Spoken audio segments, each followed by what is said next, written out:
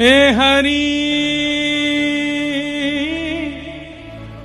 अपने आंगन कछु गावत, हे हरि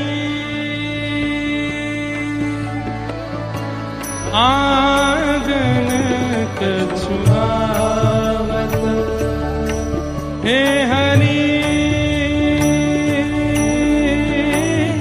अपने आंगन कछु गावत, हे हरि अपने आंगन कछु गावत। आप सब इस झांकी का दर्शन करो।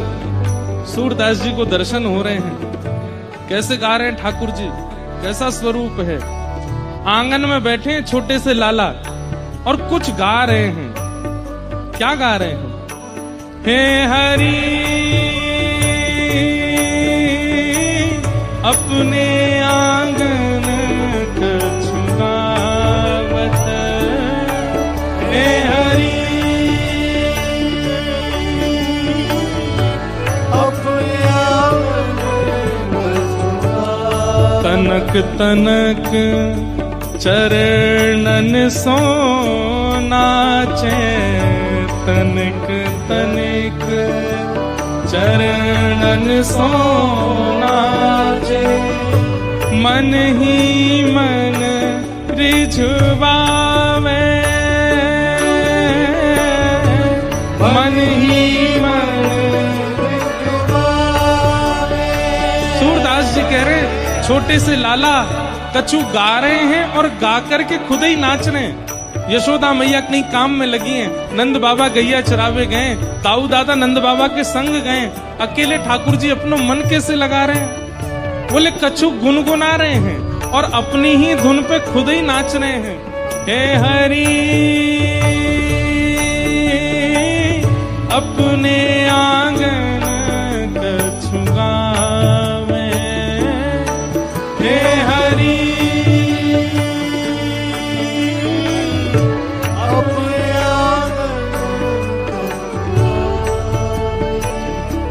तनिक तनिक चरणन सो नाचे, तनिक तनिक चरणन सो नाचे, हे मन ही मन रिझवावे, मन ही मन रिझवावे।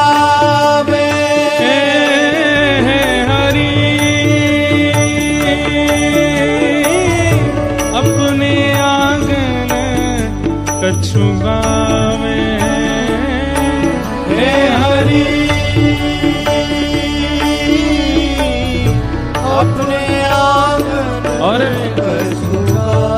यशोदा मैया काम में लगी हैं, नंद बाबा कहीं बाहर गैया चरावे गए हैं, दाऊ दादा संग गए, और तभी ठाकुर जी के नृत्य को देखवे के काजे छोटी छोटी बच्चियां आकर के द्वार पे खड़ी रह जाएं, भीतर नहीं आ रही हैं, क्योंकि बच्चियान को भी ऐसा भय लगे नेक्से से हैं, हम कहीं भीतर कहीं डर के मारे गिर गए तो बाहर ही खड़ी खड़ी बच्चियां ठाकुर जी को देख रही हैं। सूरदास जी वर्णन कर रहे हैं, उन बच्चियान को देख करके ठाकुर जी भुजा उठा करके उनको ऐसे अपनी ओर बुला रहे हैं। कितनी सुंदर छवि है। बाह उठाए कारी धोरी, बाह उठाए कारी धोरी, बच्चियन टेर बुलावे, हाँ बच्चियन टेर बुलावे, ओ बच्चियन टेर बुलावे, बच्चियन टेर सब लोग बुलावे, हे हरि अपने आंगन कछु गावे, हे हरि अपने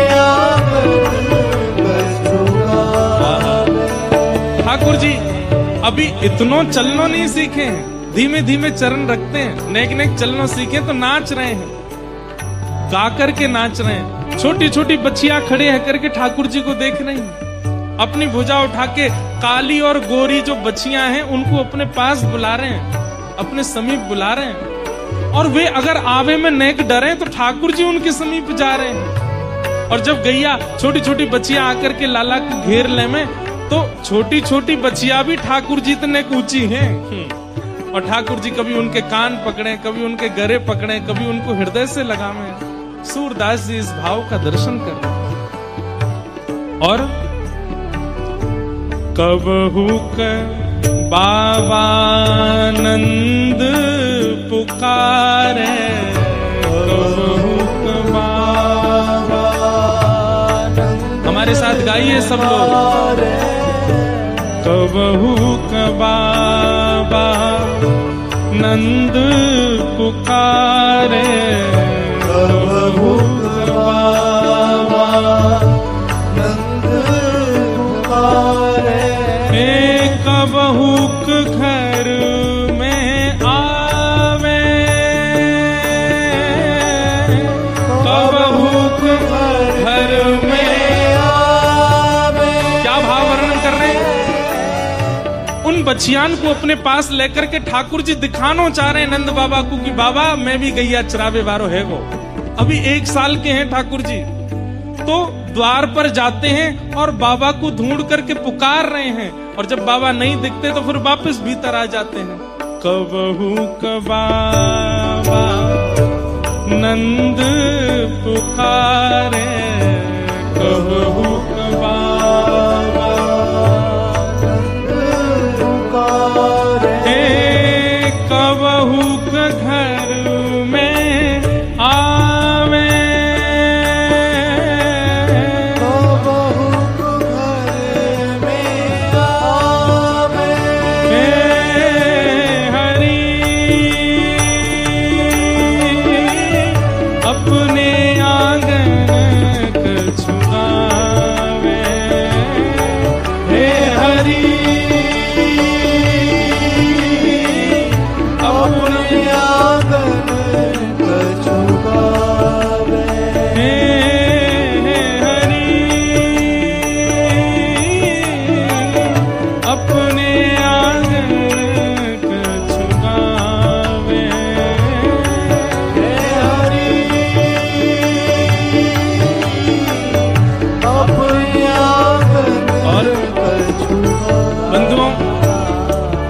खुले नेत्रों से इस पद को मत सुनिए, यहाँ तो नेत्र बंद करके अनुभव कीजिए ठाकुर जी। छोटे से लाला हैं, नेक्सीसी कॉपीन पहन रखी है बस कमर पे, और कुछ नहीं पहना है। गदमदरा से हाथ हैं, गदमदरा से पांव हैं, गले में केवल एक मोती की माला है। घुंघराले केश हैं और ऊपर कुछ केशों की गूंथ बना करके मैया ने मोती से बांध रखे हैं, और बीच में केवल एक मोर पंख लगा है। बड़े बड़े कमल जैसे नेत्र हैं, नीलांबर हैं ठाकुर जी, और एक हाथ में गोरी बछिया और एक हाथ में धौरी बछिया को लेकर के ठाकुर जी आंगन में कछु गा रहे हैं। कहाँ गा रहे हैं कोई समझ नहीं आ रहा, बस कछु गा रहे हैं और नाच रहे हैं। थोड़ी देर ऐसी लीला करने के बाद ठाकुर जी के मन में कौतुक हुआ कि अब और कहा करूं।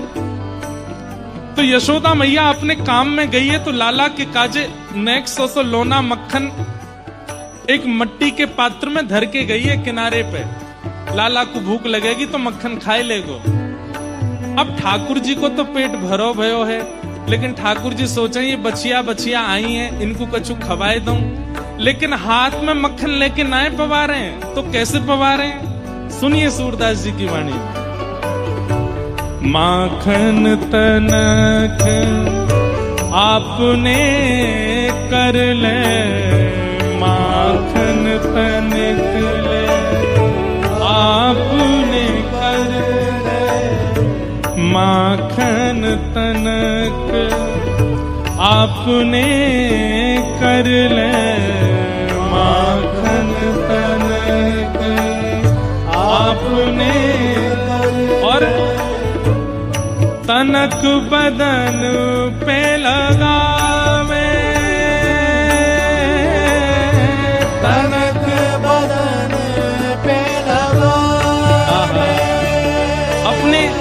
भुजा पे, अपनी कमर पे, अपने कंधा पे, सब जगह मक्खन लगा लें और बचियान के बीच में जाके बैठ जाएं। अब बचिया अपनी जीभ निकाल के कभी लाला को यहाँ से चाट रही है, कभी यहाँ से चाट रही है, कभी कमर पे। और जब गैया वो बचिया जीभ निकाल के चाटे तो नेक्स्ट से ठाकुर जी कभी गिर जामे, कभी पड़ जामे, जोर जोर से हंसें और बचियान को अपने अंक में भर ले में। और ये सुख ठाकुर जी कर रहे हैं, एकांत में सुख ले रहे हैं। सूरदास जी वर्णन कर रहे हैं, ठाकुर जी अपने प्रतिबिंब से बहुत प्रेम करते हैं। ध्यान से सुनिएगा। लाल जी ने 1 साल तक तो अपना प्रतिबिंब देखा नहीं, शीशे में खुद को देखा नहीं। और 1 साल बाद जब एक दिन ठाकुर जी ने अपने आप को शीशे में देखा, तब से ठाकुर जी कछु भी क्रिया करेंगे वह शीशा के सामने जाके ही करें। क्यों? इसका प्रकट अर्थ तो यह है कि लाला अपने प्रतिबिंब को देख करके खुश है रहे हो है, लेकिन इसका प्रकट अर्थ यह है कि प्रतिबिंब में जो स्वरूप है वो किशोरी जी हैं। प्रतिबिंब का जो स्वरूप है वो श्री लाडली जी हैं। तो कोई भी लीला करते हैं ठाकुर जी प्रतिबिंब के सामने चले जाते हैं। आहा, दोनों बचियान को लेकर के अब ठाकुर जी वह खम्ब के पास गए जहां प्रतिबिंब लगो भयो है। और सूरदास जी कह रहे हैं, कबहू कचिते प्रतिबिंब खम्ब में, कबहू कचिते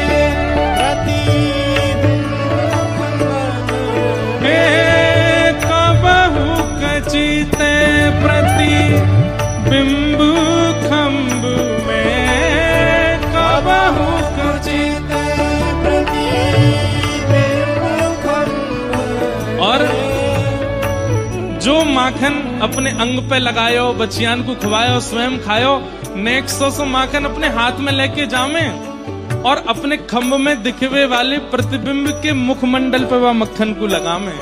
आहा, कबहू कचिते प्रतिबिंब खम्भ में, कबहू कचिते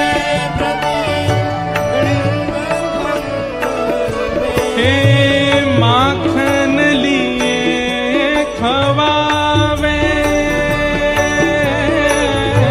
माखन लिए खवावे, हरि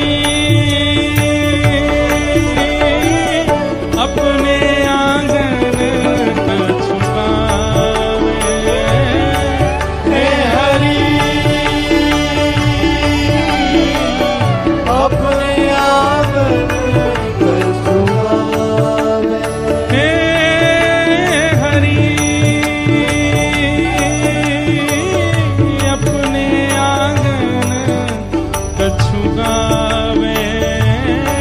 हे हरि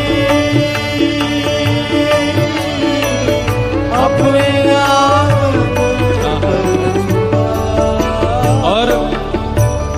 इतने में ही यशोदा जी वहां आ गए। और यशोदा जी कहा देख रही हैं? नेक्स्ट सो लाला नीचे बैठो खंबा के पास, दोनों पांव आगे करके बैठो है और वहां दोनों बच्चियां भी लेटी भई हैं। दोनों उनके सिर के ऊपर गर्दन पे ऐसे हाथ डाल करके लाला अपने ही प्रतिबिंब से बात कर रहा है। अभी बोलना अच्छे से आवे ना है, बस कछु बोल रहे हैं, कहा बोल रहे हैं ये खुद को भी नहीं पता। और बच्चियां बड़े कान उठा करके लाला के स्वरन को सुन रही हैं। और तभी यशोदा मैया आकर के देखे तो श्री ठाकुर जी के अंग पे जगह जगह गैयान ने मक्खन चाटो है। तो ऐसे लग रहे हैं जैसे शालिग्राम को इत्र लगा दिया हो, चमक रही है ठाकुर जी की भुजा, चमक रहे हैं ठाकुर जी के अंग प्रत्यंग, मुख पे नेक मक्खन लगो है। अपने मुखमंडल को देख के कछु चर्चा कर रहे हैं और बीच बीच में कछु गान लगे। दूर देखत जसुमती यह लीला, दूर देखत यशुमती यह लीला, हर्ष आनंद बढ़ावे, हर्ष आनंद बढ़ावे।